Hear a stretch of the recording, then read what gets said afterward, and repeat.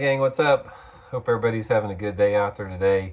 Welcome back to another edition of Intuitive Angling. Today I'm going to show you guys how to tenderize your soft plastic lures. And I don't mean rough them up. If you guys have watched my videos before, you know about my roughing up technique. Although that's part of this process, there's a lot more involved with it as far as the full tenderization.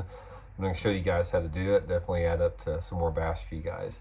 Also, I just wanted to remind you guys, we're getting ready to come out. You guys know I work with Bait Works here in Springfield, Missouri. We're getting ready to come out with a holiday box. It's going to be a box with 5 of my favorite lures in it. It's going to be just in time for Christmas. It's going to be a great Christmas gift.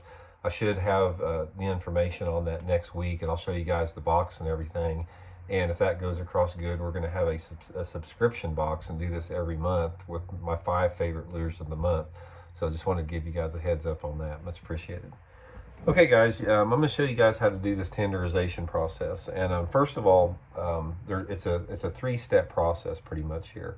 The first step, and I'm going to show you the before and after. The first step is to get your bait and do the traditional roughing up. This is, you guys that have watched the videos before, you know what I'm talking about here. It's just roughing the plastic up and breaking the salt up in it. Now, this, guys, when you do this, it has a lot to do with the brand of plastic you use. Because, say, for example, this is a Zoom Z-Crawl that I'm using right here. The Z-Crawl, it has a light to a moderate amount of salt in it. I don't consider it a heavy salt bait, although it does have salt in it. But if you use a bait like a Yamamoto, something like that, or a Kitech, those baits have a tremendous amount of salt in it, so the roughing up process does not take as long. It takes a little bit longer with some of the baits like the Zoom because you simply don't have the amount of salt in there. But just go through and work your way all over the bait and just put it between your fingers and just rough it up good. One thing you don't want to do, guys, is try not to rough up the first 1/8 inch of it or so, because you want this to remain pretty hard, because when you put your hook in there, you want your keeper to have something fairly hard to put in there. So if you break that up and do too much to it, it softens that up and it's not as effective there. So try to leave that first 1/8 inch or so free, but work it up.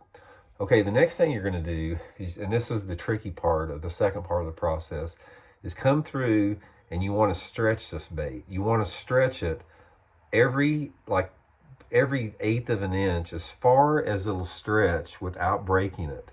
So come through there and just stretch it to the point right where you think the plastic is going to break, and you need to work your way all the way through the bait down both sides of it. Now what this does, this again, it's breaking up the molecules and atoms or whatever in the bait there, the same as roughing it up, but it acts as just a little second step to get this plastic a little bit more pliable and lifelike, that type of deal. Okay, so we got that. Now the third one, I'm going to lay it flat here. I'm going to show you guys how to do it. Okay, guys, the next process here, what you have to do is actually, and I'm holding my camera or my phone with my left hand, so I can't do this, but normally what I would do here is I'd hold it right here with my fingers, and then I take a file or a knife, either one will work, something as long as it's got a sharp edge on it, and just go through there and just start beating the heck out of it everywhere like that. Just go back and forth and back and forth all over like that. Turn it over and just beat the heck out of it like that. Again, this is breaking up the plastic.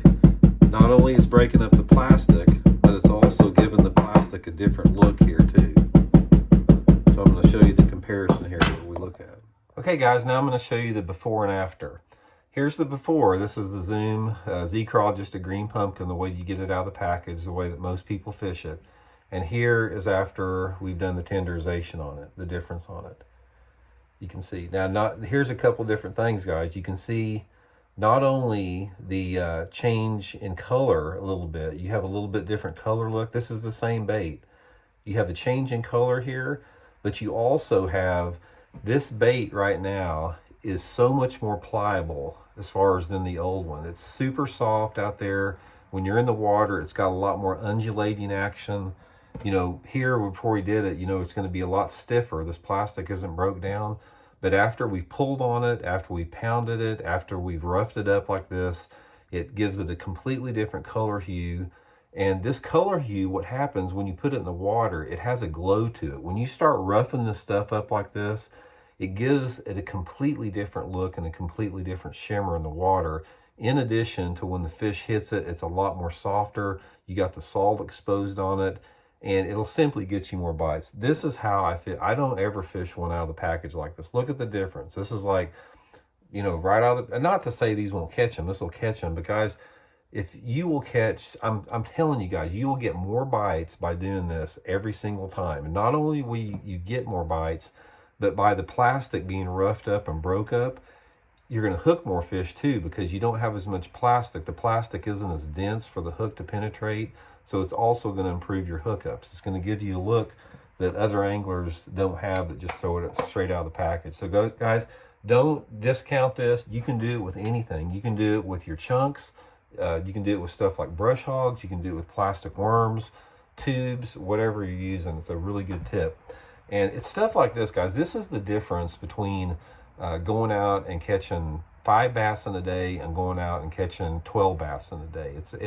It's not like it's going to make all the difference in the world, but it's going to give you guys more bites. It's also going to give you more confidence. So anyway, I hope you guys enjoyed the tip. Much appreciated. We'll see y'all later.